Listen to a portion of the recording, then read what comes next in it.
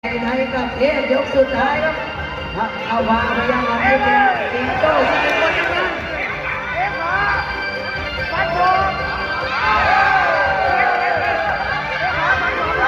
โอ้โห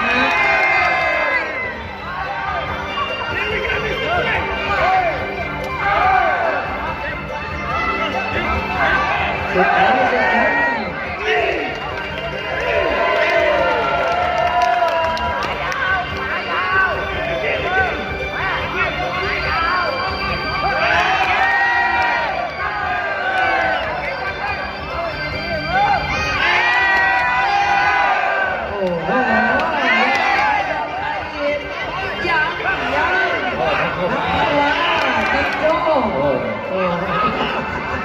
สัมมาสัมพุทโธพระขวาแล้วเกี่ยวมันกันยิ้มมันก็เป็นหวยพ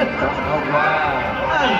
ยิ้มไปแล้วก็มันสู้ไปสู้ไปสู้ไปได้แล้วสุดท้ายครับเอาเราหมดให้เป็นทางการนิดนึงค่ะ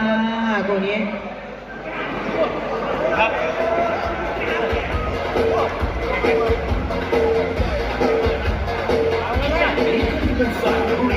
วันนี้จิ๊กเกอร์ที่ตำบลครับเป็นกำลังใจพวกเราด้วย ออสเตรเลียครับ